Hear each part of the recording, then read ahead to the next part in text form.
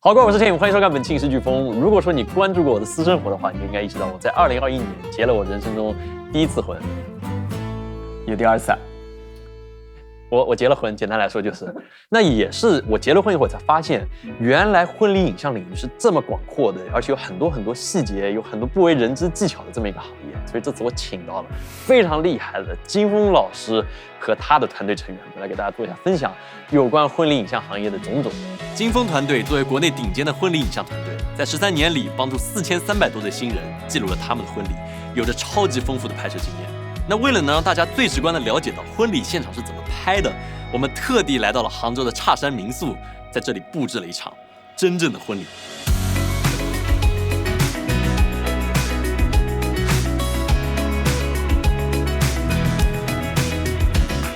为了模拟出那种真实的临场感，我们专门请了公司的一对情侣易军还有子璇来友情扮演新娘和新郎，还找了一大票同事来客串伴郎和伴娘。婚礼拍摄的一天，往往从新娘的闺房开始，在这里，摄像师需要拍摄新娘化妆、个人展示，还有和伴娘互动等等各种镜头，非常的紧凑。那这也是我们体验的第一步。没想到一开始我就直接懵了。进来之后，其实我们根本就不用手上拿相机，最多的是要进行大量的沟通，必须要跟化妆师、跟摄影师以及伴娘打好关系，这非常非常重要。因为化妆师决定了整体化妆速度，还有他化妆的时候，你可能会有机位是想要他配合你的。然后大型的婚礼，往往摄影师团队有2到3个人，我们这边也有3个人，其实已经6个人了。6个人啊！所以你想象一下，就这么大的一个房间，如果有6个人，我们之间的机位是一个很重要的东西。其实早晨的时间排的是非常紧密的，每15分钟到半小时一个节点。所以如果我们不能配合好，时间一旦错，那可能整个的婚礼就会遇到很大的问题。OK， 那家人就会怪你的控场有问题，明白吧？本来我以为金峰老师会先告诉我各种技术要点，用什么相机，怎么运镜，但实际上婚礼拍摄最首要的是沟通还有引导。毕竟婚礼当天人会非常多，伴娘、化妆师、亲友、摄像、摄影，起码10几个人，你需要见缝插针的去拍摄唯美的画面，还要避免画面穿帮。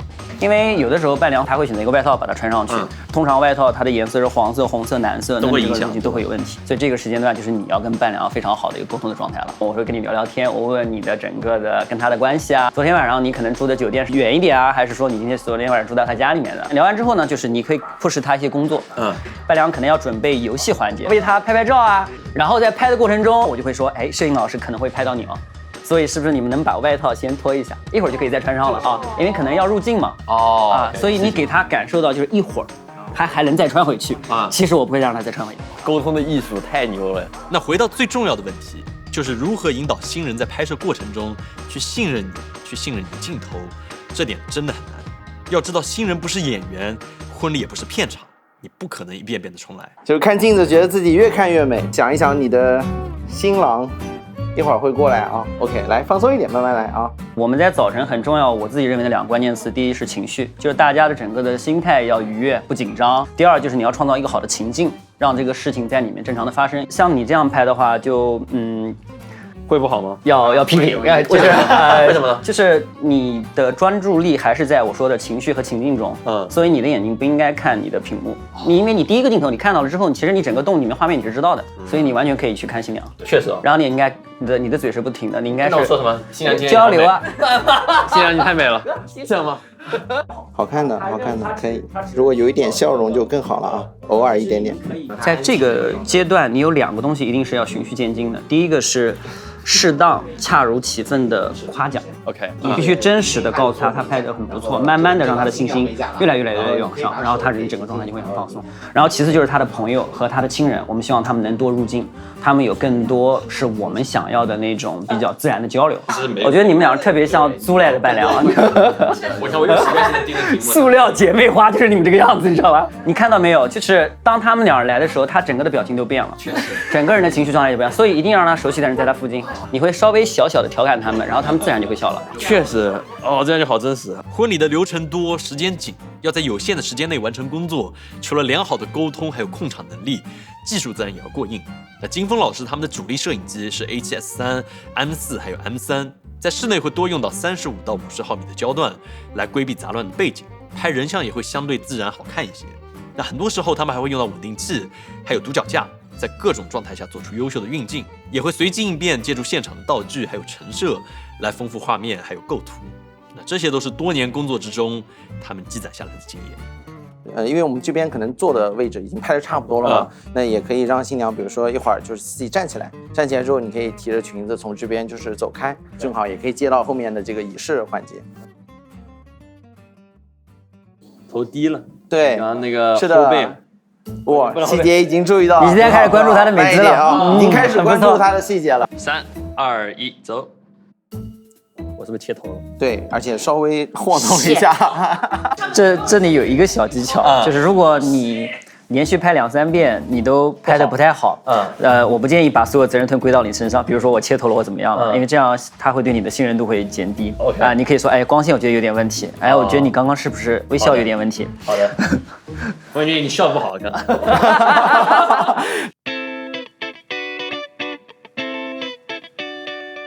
所以现在就是真正的这个婚礼的这个正式仪式。那这时候，比如说这个，你们拍摄的话会注重哪些点？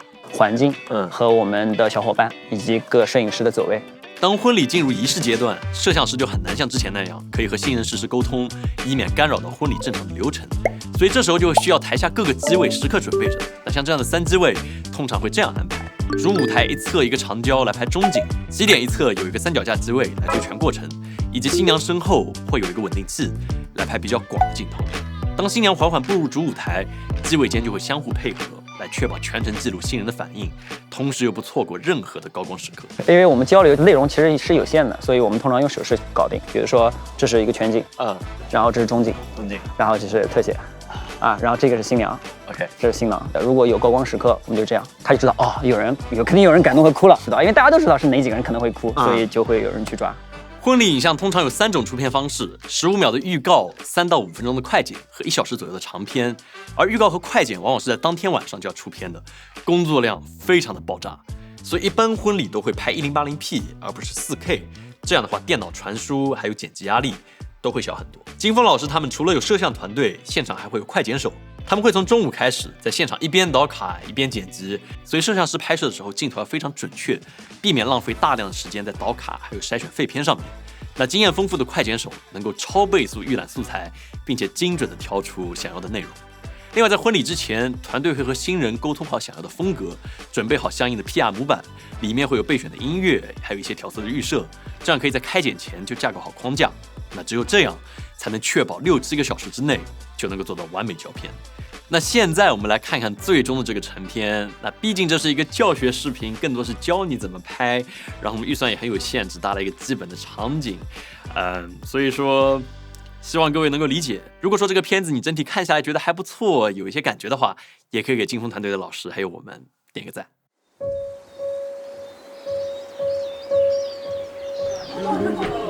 It's the evening light shining through the curtains, the time before the night when everything is golden. If I wish myself a superpower, I would make this moment last for hours. If I had my will, time would just stand still, wait for me until I find some magic film to take a photograph and live inside.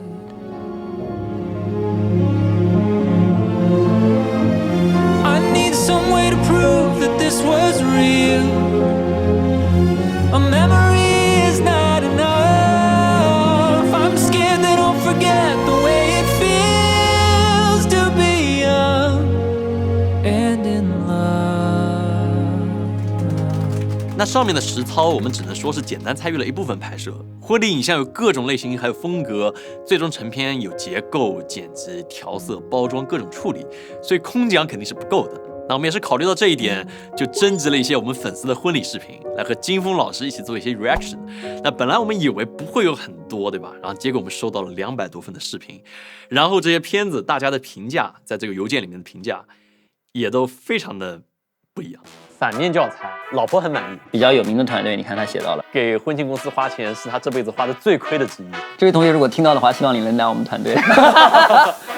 所以这次非常感谢这些新人朋友们能给我们投递这些影像，能够让我们来做这个视频，然后我们也为他们入选的几位朋友准备了一个小的礼物这个 Sonos 的 Roam XL 音箱。这款音箱外观小巧好看，音质细腻 ，WiFi 还有蓝牙都能够轻松配对，还能够无线充电，提供10小时的续航，防水防摔，所以说非常适合户外使用。希望拿到这个音箱的朋友们能够带着它出去旅行，创造更多甜美的回忆。同时，这次没有入选的朋友，我们也为你们准备了一些小礼物，我们会对每位投稿的朋友都赠送这个3个月的大会员，希望你喜欢。这位同学说感谢使用。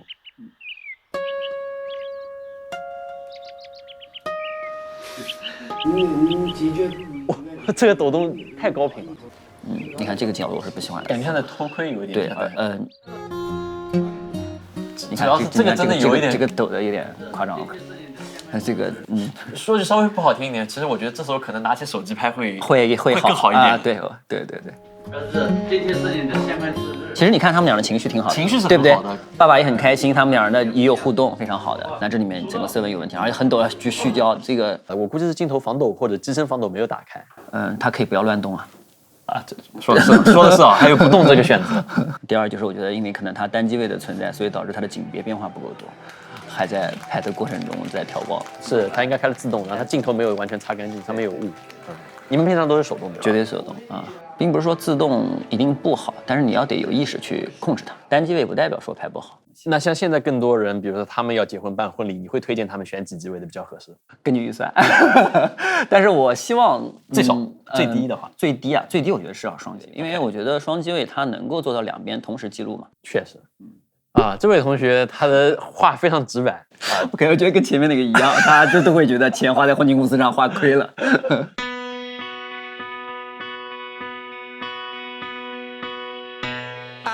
这个真不是企业宣传片吗？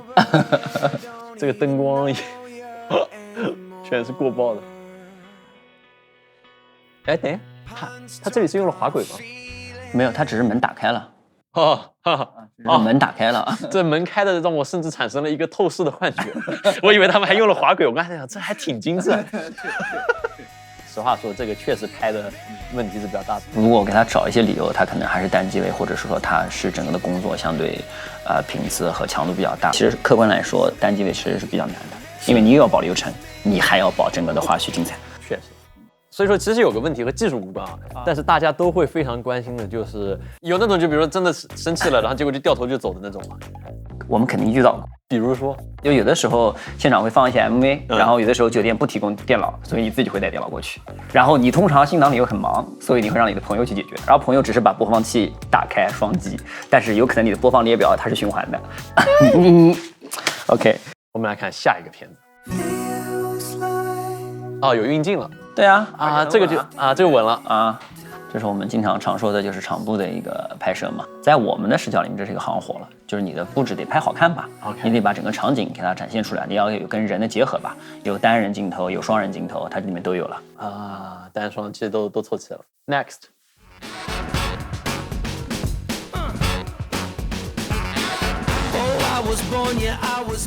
这个挺有风格了，这已经开始有风格了。我们最基础的，男生要拍帅啊，女生要拍美嘛。那像这种片子，它一般是多久出来的？就是当天就出的，对吧？对，我猜测应该是在大概6点半或者8点半这2个节点，有些团队就可以出了。这么快就要出？对，因为当天我们想要看，其实你很难再把你这么多的亲朋好友聚集在一起，等1个月之后看一个片子。所以快剪很大的意义在于，很多没有参加早晨整个迎亲的这一部分的宾客，能及时的看到这部分的影像。OK，Next， 他这个写的很具体，比较有名的团队，你看他写到了。我们可以来看一下。你们是否愿意以婚姻的形式结为合法夫妻？无论贫穷还是富有。我们的话认识了已经有8年了。就我一直觉得，就是新人的誓言，它是一个很好的一个线索，这样串起你整个的一个片子。所以他们很好的就是采集到了新人的这个声音，他的誓言，然后作为一条引子和一条线。我觉得从婚礼角度而言，他这个片子是比较工整的。重要的是，还是回到了一句话，客户要认可和喜欢你他的朋友分享和转发了，他自己也很喜欢，这就很重要。对，确实两边都能做到各自的好。很多时候我们的新人会跟我们说，就是他们两个吵架了，没有办法调和，新郎就坐到房间里面，把电视打开，把他们婚礼当天片子放一下，2个人关系就好了。啊，确实，这种很多时候就需要一个调和剂，能够调和一下。是的。还好我目前还没有这个需求过，那所以我这个感情处的还可以啊，这还没有到这个危及到需要开始放婚礼影像。我是一名大2的学生。OK， 从高3关注我们到大2，那得有3年了。哎呀，我想看看3年了。你看你的粉丝可能拍出来就不一样，因为就在技术上可能就会比较扎实了。这往往是好的。哎呦，开局就不错，曝光很精准，对吧？镜头是不是很稳？对我很有荣耀感，我不知道为什么。画质，你看影视飓风的画质啊！哎呀，谢谢。我觉得新郎新娘好像都放得很开，就我常说的情绪嘛，我希望看到他们是他自己，他的状态。对我觉得很自信。你看你在笑，我觉得是可以传递的情感。对，你在被他感染到的。唯一的话，我觉得它后期的这个颜色，我觉得颜色可以再丰满一点，它可以再统一一些。总的来说，这部片子很优秀。Very good。这位同学如果听到的话，希望你能来我们团队。好，我们3人小团队拍的18线小县城苗族婚礼。哦，这开头我就会眼睛一亮，因为我觉得他们构图很好，选用的镜头也很特殊，对，用长焦镜头拍的。哦，这里有意思，就是他们是民族婚礼。对。啊，这个很有特色。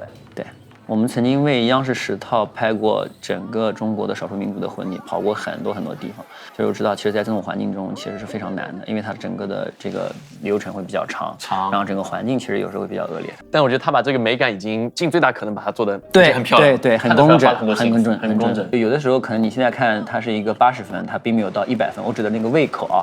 但是你等5年和10年之后，新人对整个视频的影响，它会变成一个分享，变成更多他自己分存记忆的功能。到那个时候，这个质量它对于后者它的质量会慢慢再加分的。是的，我觉得你的热情是可以被感受到的。是的，当时你所花下的每一份心血、每一份精力，在将来被重新看到的时候，我觉得都是能感受到的。你应该去主动去沟通，主动去把这一份美好的回忆存放在印象中，未来有一天去重新拿出来看。